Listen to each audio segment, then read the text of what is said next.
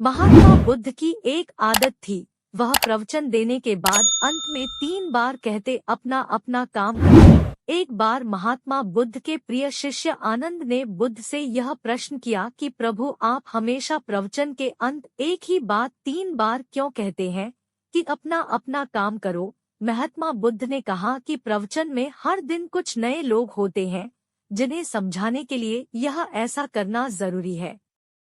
शिष्य के चेहरे को देखकर बुद्ध को लगा कि शिष्य उनकी बातों से संतुष्ट नहीं हुआ।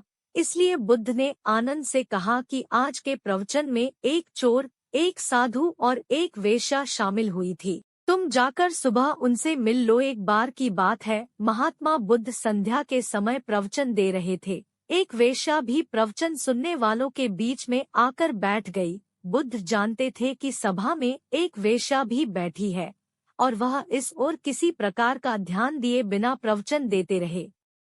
बुद्ध ने जब अपनी बात कह दी और सभा समाप्त होने लगी तो बुद्ध ने 3 बार यह वचन दोहराया कि अपना अपना काम करो। सभा समाप्त हुई, सभी अपने अपने घर लौट गए। वेश्या ने बुद्ध के अंतिम वचन को गांठ बांधकर रख लिया और जाकर महफिल सजाने में जुट गई। वेश्या ने उस रात अति उत्तम नृत्य किया। राजे महाराजे ने खूब धन लुटाए। इसके बाद वेश्या ने तय किया कि वह फिर कभी नृत्य नहीं करेगी, क्योंकि उसे एक रात में इतना धन प्राप्त हो गया था कि उसे फिर नृत्य करने की जरूरत नहीं थी।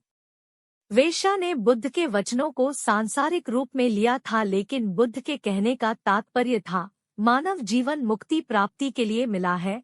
अपना यह काम करो, ईश्वर का ध्यान करते हुए उसमें लीन हो जाओ। बुद्ध के इस विचार को उस साधु ने समझा था जो बुद्ध की उसी सभा में बैठा बुद्ध के वचनों को सुन रहा था। बुद्ध ने कहा है, मनुष्य को हमेशा अपना काम करते रहना चाहिए। अपना कर्तव्य पालन करने वाले का कभी अहित नहीं होता। For watching.